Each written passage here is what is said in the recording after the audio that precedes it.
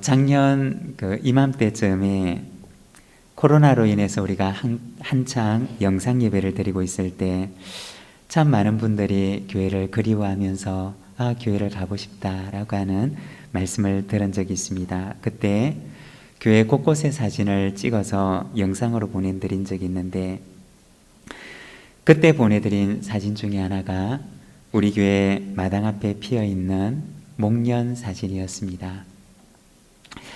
저는 목련하면 생각나는 것이 있는데, 제가 서울에 있을 때 사순절이 되면은 부활절을 기다리면서 사순절 특별 새벽 기도회를 했었습니다. 그러면 새벽 3시 50분이면 일어나서 준비를 하고 그리고 이제 교회를 가는데, 서울은 우리 부산보다는 조금 더 추워서 한창 사순절 새벽 기도를 시작할 때가 되면 새벽 공기가 많이 차기도 하고, 그리고 또 어떤 때는 새벽에 눈이 오는 그런 경우도 있습니다.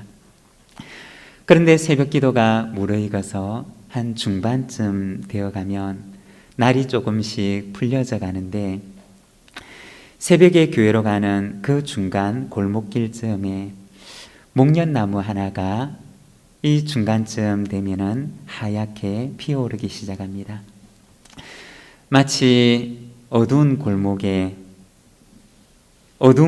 비추는 달빛처럼 하얀 몽우리들이 피기 시작하는 것입니다. 그리고 사순절 그 새벽에 가는 그 길에 목련이 피게 되면은 마음속에 이런 생각이 듭니다. 우리 주님께서 부활하신 부활절이 다가오고 있구나. 그런데 이 목련꽃은 부활의 소식만 전하고 부활절이 오기 전에 모두 다 떨어져 버립니다. 부활의 소식을 전하고 자신은 정작 부활절을 보지 못한 채 꽃을 모두 떨구어 버리는 것입니다. 우리 교회 마당에도 목련나무가 한 그루 있는데, 몇 주 전에 꽃을 피우기 시작했는데 지난주부터 이제 그 꽃이 지기 시작했습니다. 부활을 알리는 자신의 소명을 다하고 한 입 두 입 자신의 꽃잎을 떨어뜨립니다. 아마도 부활절이 되면 우리 교회 마당에 있는 그 목련에도 꽃잎이 모두 다 떨어지고 없을 것입니다. 대신에 그 자리에는, 꽃이 떨어진 자리에는 파란 잎이 싹을 내기 시작하고 있을 것입니다. 주중에 이 목련을 생각하다가 문득 생각나는 것이 있어서 제가 몇 자 적어보았는데, 제가 한번 읽어드려도 괜찮을까요? 네, 제가 한번 읽어드리겠습니다. 제목, 부활의 아침을 기다리며. 한 송이 목련꽃처럼 부활을 위해서라면 주저앉고 피어나리이다. 한 송이 목련꽃처럼 부활을 위해서라면 아낌없이 지리이다.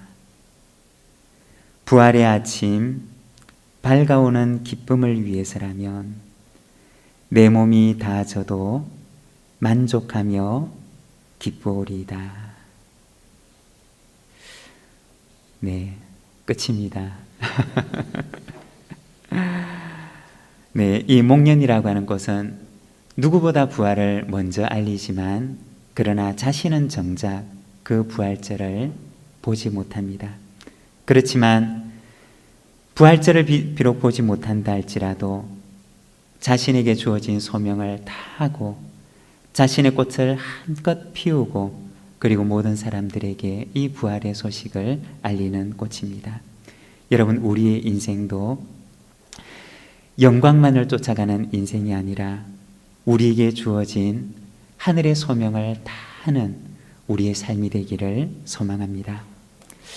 아마도 이 목련꽃 같은 삶을 살았던 이를 얘기한다면 우리가 구약 성경 가운데 보았던 모세와 여호수아였을 것입니다.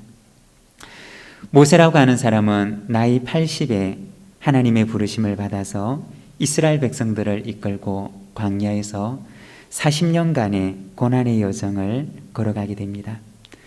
그렇지만 그 자신은 정작 가나안의 문턱도 밟아보지 못하고 하나님의 부르심을 받습니다. 그렇지만 그 누구보다도 가장 어려운 그 시절에 하나님의 귀한 도구로 쓰임을 받았던 사람이 바로 이 모세였습니다. 또한 이 여호수아도 마찬가지인데 모세의 뒤를 이어서 이스라엘 백성들을 이끌고 가나안 땅에 들어가서 정복 전쟁을 수행하게 됩니다. 그렇지만 이 여호수아도 역시 정복한 땅이 주는 그 가나안 땅의 기쁨과 평안을 자신은 누리지 못한 채 그는 오직 자신의 소명을 다하고서 하나님의 부르심을 받게 됩니다. 우리가 지난주에도 잠깐 말씀을 나누었지만 여호수아가 이스라엘의 지도자로 하나님의 부르심을 받았을 때가 언제였느냐? 그의 나이가 90이 훌쩍 넘었을 때였습니다. 인간적인 힘과 능력은 모두 다 사라져버리고 내 힘이 모두 빠져버린 그 순간에 하나님께서는 이 여호수아를 부르셨던 것입니다. 하나님께서는 내 힘이 넘치는 여호수아를 이스라엘의 지도자로 부르셨던 것이 아니라 자신의 힘이 모두 다 빠져버린 여호수아를 부르셔서 하나님만 의지할 수밖에 없는 바로 그 순간에 이스라엘의 지도자로 세우셔서 너무나 귀한 하나님의 그릇으로 사용하셨던 것입니다. 오늘 우리가 읽었던 이 본문의 말씀에서는 가나안 정복 전쟁을 앞둔 90 노령의 여호수아의 모습을 보여주고 있습니다. 자신의 힘이 모두 다 빠져버린, 그래서 오직 하나님을 의지할 수밖에 없는 그 여호수아가 이제 가나안 정복 전쟁을 앞두고 전쟁을 수행해야 하는 바로 그 가나안의 문턱에 있는 그러한 여호수아의 모습을 오늘 우리가 읽은 이 본문의 말씀은 보여주는 것입니다. 가나안의 문턱에서 이제 본격적으로 가나안 정복 전쟁을 시작해야 되는데 바로 그 순간 그는 그 문턱에서 하나님의 사자를 만나게 됩니다. 여호수아가 그 앞에 서 있는 하나님의 사자에게 묻습니다. 너는 우리를 위하느냐 우리의 적들을 위하느냐? 아마 이 여호수아의 말을 조금 더 쉽게 풀이하자면 당신은 우리 편입니까? 아니면 우리의 적들의 편입니까? 라고 하는 이야기일 것입니다. 칼을 빼들고 있는 그 사람이 여호수아에게 대답합니다. 아니라 나는 여호와의 군대 대장으로 지금 왔느니라. 여러분, 여호수아가 그때 가장 궁금했던 것이 무엇이었을까요? 아마도 여호수아에게 있어서 가장 궁금했던 것은 우리 편인가 우리 편이 아닌가가 궁금했을 것입니다. 그렇지만 그는 대답하기를 내가 당신 편입니다 아닙니다 라고 대답을 하는 것이 아니라 나는 오직 여호와의 군대 대장으로 지금 여기에 왔느니라고 얘기를 합니다. 무슨 말일까요? 그는 이 편이나 저 편에 서기 위해서 온 사람이 아니라 온 이가 아니라 오직 하나님의 뜻을 이루기 위해서 온 자라는 사실을 밝히는 것입니다. 저는 이 여호수아 5장의 말씀을 읽게 되면 언제나 마음속에 생각나는 한 가지 이야기가 있습니다. 너무나 잘 알려져 있는 이야기인데 노예 해방을 위해서 미국의 남북전쟁이 한창 벌어지고 있을 그 당시에 한 참모가 링컨에게 찾아와서 말을 했다고 합니다. 카카, 너무 걱정하지 마세요. 하나님께서 우리 편이십니다. 그러자 링컨이 그에게 말하는 참모에게 이렇게 대답을 했다고 합니다. 여보게, 내가 지금 고민하고 있는 것은 하나님께서 우리 편이신가 아닌가가 아니라네. 내가 정말 이 순간 고민하고 있는 것은 내가 하나님 편에 서 있는가 라고 하는 것이라네. 여러분, 우리는 많은 경우에 있어서 우리가 어떤 어려운 일을 만나게 되면 하나님이 내 편이신가를 묻고 싶고 그리고 하나님이 내 편이 되어 주시기를 원하고 기도합니다. 그렇지만 그 순간에 하나님께서는 우리에게 무엇을 원하실까요? 하나님께서는 우리가 하나님 편에 서 있기를 원하신다는 것입니다. 여러분, 하나님이 내 편인가를 묻기 전에 우리의 마음속에 먼저 내가 하나님 편에 서 있는가를 묻는 저희들의 삶이 되기를 소망합니다. 이것이 바로 하나님의 사람의 질문이라는 것입니다. 역대상 21장의 말씀을 보게 되면 오늘 우리가 읽었던 이 본문의 말씀과 비슷한 상황이 나오는데, 오르난의 타작마당에서 다윗은 칼을 빼들고 서 있는 하나님의 사자의 모습을 보게 됩니다. 역대상 21장 15절과 16절의 말씀을 보게 되면, 하나님이 예루살렘을 멸하러 천사를 보내셨더니 천사가 멸하려 할 때 여호와께서 보시고 이 재앙 내림을 뉘우치사 멸하는 천사에게 이르되 족하다, 이제는 내 손을 거두라 하시니, 그때 여호와의 천사가 여부스 사람 오르난의 타작마당 곁에 선지라. 다윗이 눈을 들어보매 여호와의 천사가 천지 사이에 섰고 칼을 빼어 손을 들고 예루살렘 하늘을 향하여 편지라. 이 역대상 21장의 말씀을 보게 되면 하나님의 진노의 칼을 들고 있는 천사가 그 손을 예루살렘을 향한 하늘을 향하여 그 손을 펴고 있는 모습을 보여주고 있습니다. 이 말씀은 다윗의 마음 가운데 교만한 마음이 생겨서 이스라엘 백성들의 인구조사를 하게 되는데, 그때 하나님께서 그 일로 말미암아 진노하시고 이스라엘 백성 7만 명이 전염병으로 죽게 되는 일이 일어나게 됩니다. 그때 다윗은 오르난의 타작마당에 서 있는 하나님의 천사의 모습을 보게 되는데, 그가 가지고 있던 칼끝이 어디를 향하고 있었느냐? 바로 예루살렘 하늘을 향하고 있었던 것입니다. 오늘 우리가 읽었던 이 본문 말씀에도 보면 칼을 빼들고 서 있는 여호와의 군대 대장의 모습을 보여주는데, 그 칼끝이 어디를 향하고 있었을까요?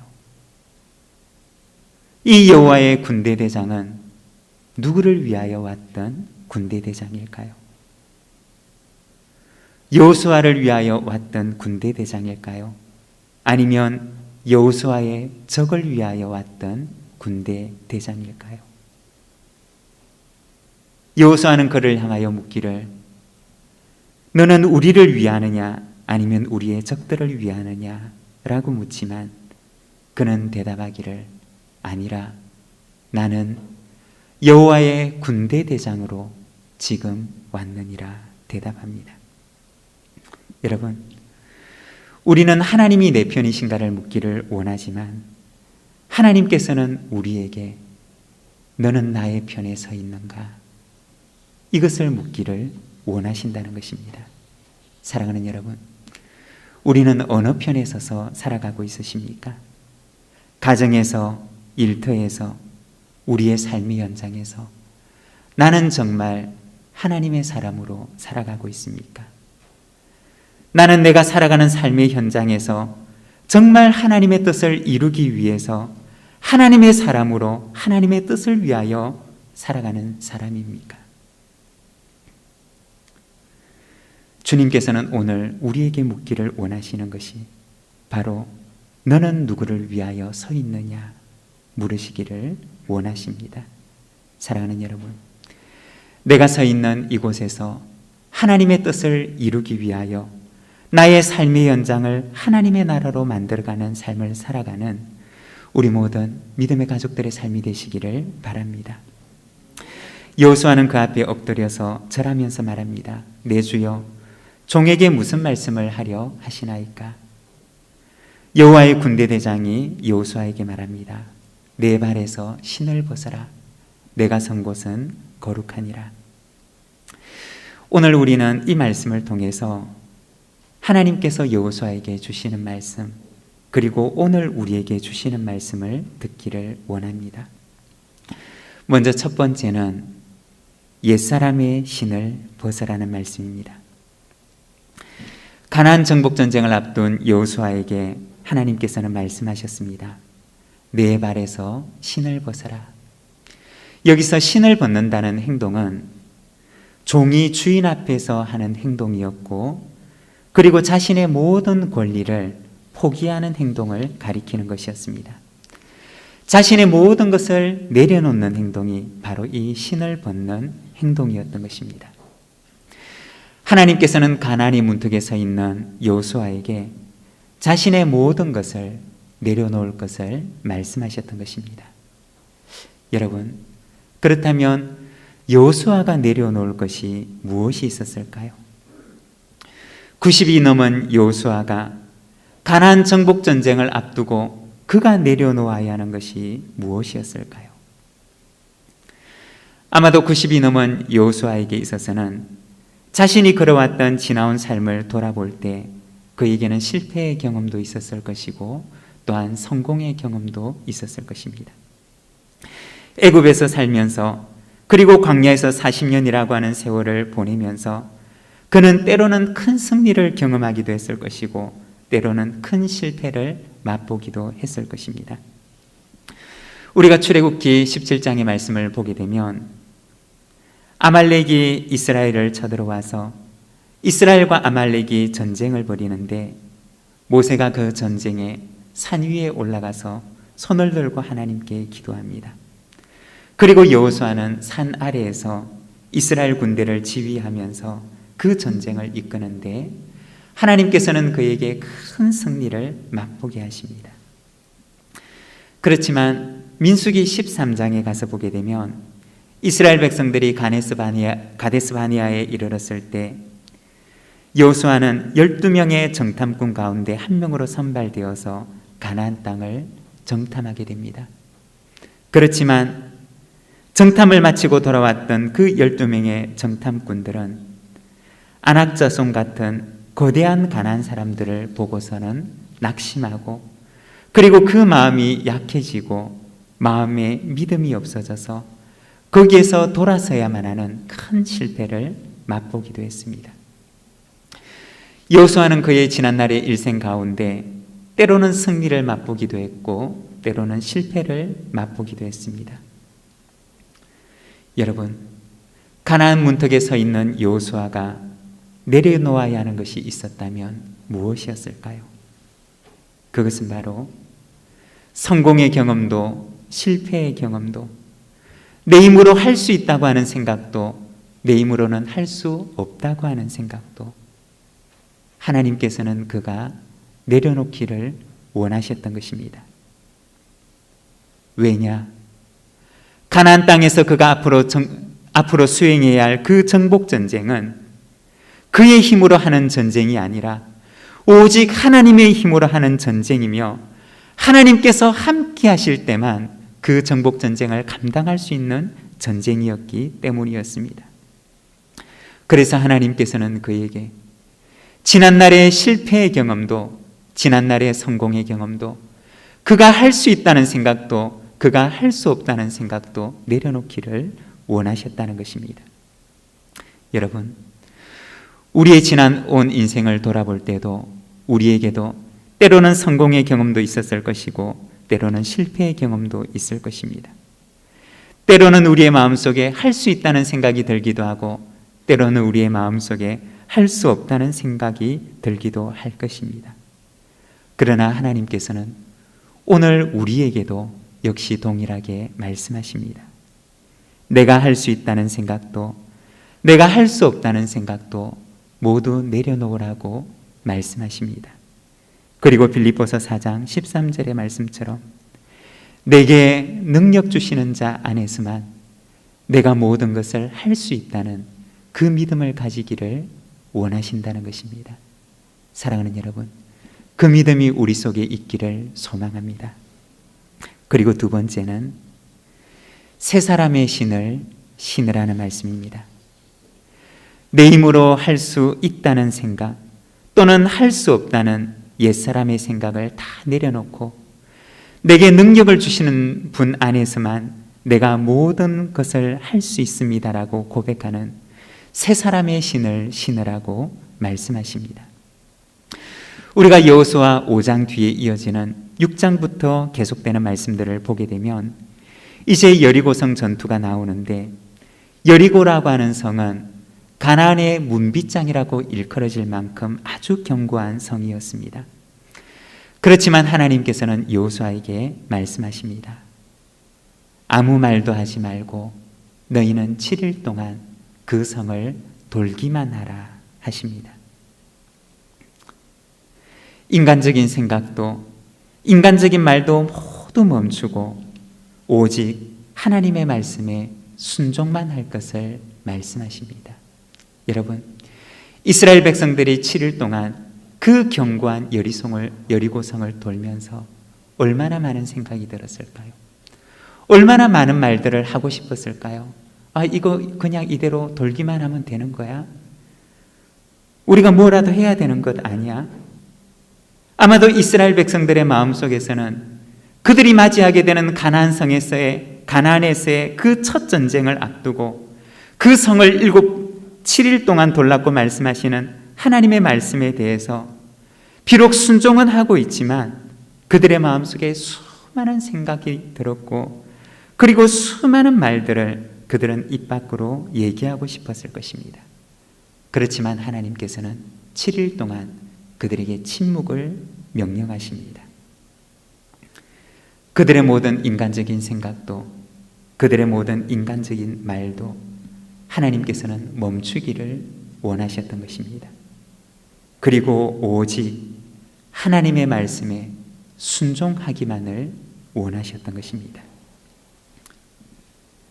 하나님께서는 여호수아에게 인간적인 생각도 말도 모두 멈추고 오직 하나님의 방법대로만 행하라 말씀하십니다. 그 결과는 어떻게 되었느냐? 하나님께서는 하나님의 방법으로 여리고성이 무너지게 하셨습니다. 하나님께서는 여호수아에게 이제는 내 방법이 아니라 하나님의 방법대로 행하라 말씀하십니다. 언젠가 어느 권사님의 간증을 들은 적이 있는데, 이분은 이화여대 수학과를 나오시고 세상적으로는 아주 엘리트 코스를 밟으신 분이셨습니다. 이 권사님의 고백을 들어보게 되면 이분이 젊었을 때는 내 힘으로 안 되는 것이 없는 줄 아셨다고 합니다. 정말 젊었을 때는 손으로 하는 일들마다 모든 것들이 다 잘 풀렸답니다. 그런데 결혼을 하고 자식을 기르는데 자식만큼은 내 뜻대로 안 되더랍니다. 내 손이 가면 갈수록, 내가 무언가를 하려고 하면 할수록 더 엉망이 되어 가는 것이 자식에 대한 일이었더랍니다. 그래서 더 이상 어찌할 수가 없어서 그때부터 하나님을 찾기 시작했는데, 어느 날 이 분께서 새벽에 나와서 하나님께 이렇게 기도를 하셨다고 합니다. 하나님, 내 손만 가면 엉망이 되어버리니 이제는 나는 하나님 일을 할 테니 하나님께서 제발 제 일을 해주세요. 그렇게 기도하셨다고 합니다. 그때부터 새벽마다 나와서 기도하고, 그리고 한국에 와서 사는 이주 여성들, 그리고 이주민 노동자들을 자신의 집에 초대해서 음식을 대접하고 그들에게 복음을 전하기 시작했습니다. 그런데 자신이 손을 떼니까 하나님께서 그 자녀를 만지시기 시작하시는데, 그렇게 변하지 않던 딸아이가 조금씩 바뀌어져 가더랍니다. 내 방법을 멈추고 나니 하나님께서 아이에게 일하시기 시작하시더라는 이야기를 들은 적이 있습니다. 여러분, 가정에서나 일터에서나 어떤 일들 속에서도 내 방법을 내려놓고 이제는 하나님의 방법으로 행하는 우리 모든 믿음의 가족들이 되시기를 바랍니다. 내가 멈추면 하나님께서 일하시기 시작하시는 줄로 믿습니다. 내 방법을 멈추면 하나님께서 하나님의 방법으로 일하시기 시작하시는 줄로 믿습니다. 그리고 세 번째는 하나님과 동행의 신을 신으라는 말씀입니다. 15절의 말씀입니다. 여호와의 군대 대장이 여호수아에게 이르되 내 발에서 신을 벗어라. 내가 선 곳은 거룩하니라 하니 여호수아가 그대로 행하니라. 오늘 우리가 읽었던 여호수아 5장의 말씀은 여호수아가 하나님의 군대 대장 앞에서 그의 신을 벗는 것으로 이 이야기가 끝이 나게 됩니다. 여러분, 그 이후에 어떻게 되었을까요? 여호수아는 자신의 남은 인생을 이제는 하나님과 동행하는 신을 신고 걸어가게 됩니다. 90 이후에 하나님의 부르심을 받게 되는 110세까지 그는 20년에 가까운 세월을 이제는 하나님과 동행하는 신을 벗지 않고 걸어가게 됩니다. 이전의 90년의 세월보다 그의 노년의 마지막 세월이 아마도 더 아름답고 행복한 세월이었을 것입니다. 비록 그 자신은 정작 완전히 정복된 가나안 땅에서 정복된 땅에서의 기쁨은 누리지 못했지만 그러나 자신의 소명을 다하고 하나님과 동행하는 기쁨과 감사 속에서 자신의 인생을 마무리하게 됩니다. 마치 한 송이의 목련꽃처럼 부활절이 오기 전에 다 져버리지만 그러나 자신의 소명을 다했던 그 한 송이의 목련꽃처럼 여호수아는 자신의 소명을 다하고 하나님과의 동행 속에 행복하고 기쁨 가운데 자신의 인생을 마무리하게 됩니다. 또한 여호수아는 자기만 하나님과 동행하는 기쁨을 누렸을 뿐만 아니라 자신과 함께하는 사람들도 역시 하나님과 동행하는 기쁨과 복을 누리도록 돕습니다. 여호수아서 24장 31절의 말씀, 우리가 자막을 보면서 같이 한번 읽도록 하겠습니다. 함께 읽겠습니다. 이스라엘이 여호수아가 사는 날 동안과 여호수아 뒤에 생존한 장로들 곧 여호와께서 이스라엘을 위하여 행하신 모든 일을 아는 자들이 사는 날 동안 여호와를 섬겼더라. 여호수아는 일평생 자신만 하나님과 동행하는 길을 걸었을 뿐만 아니라 그와 함께했던 모든 사람들도 역시 하나님과 동행하는 삶을 살아가도록 돕습니다. 여러분, 우리의 인생은 어떠합니까? 우리의 삶은 어떠합니까? 하나님과 동행의 신을 신고 걸어가고 계십니까? 나를 통해서 내 곁에 있는 사람들도 하나님과 동행하는 삶을 살아갈 수 있도록 돕는 삶을 살아가고 있으십니까? 여러분, 이제는 세상의 신을 벗고 내 방법의 신을 벗고 이제는 하나님의 방법으로 하나님과 동행하는 신을 신고 남은 인생을 주님과 함께 복된 길을 걸어가는 우리 모든 믿음의 가족들의 삶이 되시기를 간절히 소망합니다. 기도하겠습니다. 오늘 우리에게 주신 말씀을 생각하면서 함께 기도하기를 원합니다. 나의 인생은, 지나온 나의 길들은 정말 하나님과 동행하는 길이었는지, 내 방법과 내 생각대로 걸어왔던 길이었는지 우리 자신을 돌아보며 우리의 남은 인생을 하나님과 행복한 동행을 하며 내 곁에 있는 사람을, 내 곁에 있는 사람 역시 하나님과 동행하는 삶을 살아갈 수 있도록 돕는 인생을 살아가게 하옵소서. 우리 시간 함께 기도하며 나가겠습니다.